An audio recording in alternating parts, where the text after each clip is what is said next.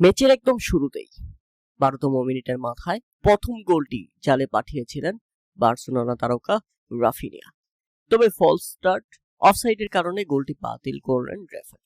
তাতে কিছুটা হতাশা। এরপর আবারও অবিশ্বাস্য এক মিস ব্রাজিলের, আবারও রাফিনিয়া। ম্যাচের 22তম মিনিটে ডান দিক থেকে দুর্দান্ত শটে হাইদির গোলরক্ষককে একা পেয়েও গোল করতে পারেনি রাফিনিয়া। চিপ করলেও অবিশ্বাস্যভাবে ফাঁকা গোলপোস্ট পেয়েও বলটি গোলপোস্টের বাইরে দিয়ে চলে যায়, যেটা ছিল ব্রাজিলের জন্য আরো বেশি হতাশা। তবে সেই হতাশা থেকেছে মাত্র 1 মিনিট।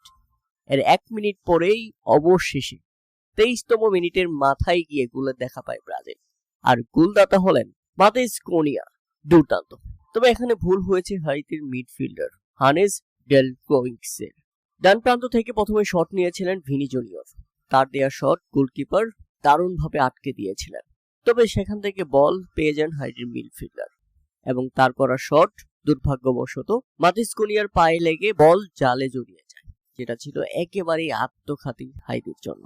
এরপর সেই ধাক্কা কাটিয়ে উঠতে না উঠতেই হাইতির জালে আরো একটি গোল করে বসেন কোনিয়ার দ্বিতীয় গোল ম্যাচের 36তম মিনিটেই 2-0 গোলের ব্যবধানে এগিয়ে যায় ব্রাজিল। মাঝমাঠ থেকে দারুণ শুরু করেছিল ভিনি জুনিয়র, সেখান থেকে দারুণভাবে দ্বিতীয় গোল আদায় করে নেন কোনিয়া। এবারের বিশ্বকাপে এই প্রথম আমরা দেখলাম আক্রমণভাগে ব্রাজিলকে আগের মতো, সেই আগের ব্রাজিল এবং আবারও গোল। ক্লিনিক্যাল ভিনিসিয়াস জুনিয়র 3-0 গোলে ব্রাজিল হাইতিকে রীতিমতো প্রথমার্ধেই রুখে দিল।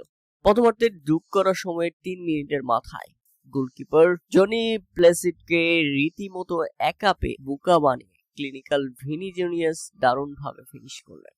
এরপর ম্যাচের 78তম মিনিটে আরো একটি গোল করেছিল ব্রাজিল। গোল করেছিল এন্ড্রিক।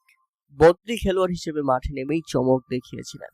তবে রেফারির ফ্ল্যাগ অফসাইড। আবারও একটি গোল বাতিল হয়ে গেল ব্রাজিলের। অফসাইডের কারণে দুটি গোল বাতিল, তা না হলে 5-0 ব্যবধান থাকতো ব্রাজিলের। রীতিমতো হতাশায় পড়ে এন্ড্রিক, কেননা দারুণ ফিনিশিং করেছেন তিনি। তাদের শেষবার বিশ্বকাপের কোনো ম্যাচে প্রথমার্ধে ব্রাজিল 3 গোল দিয়েছিল সর্বশেষ 2002 সালে, যে এবার তারা 5ম বিশ্বকাপ জিতেছিল। এবারে কি 6ষ্ঠ বিশ্বকাপ বা মিশন হেক্সা পূর্ণ হবে ব্রাজিলের? প্রিয় দর্শক, আপনাদের মতামত অবশ্যই আমাদের কমেন্ট করে জানাবেন।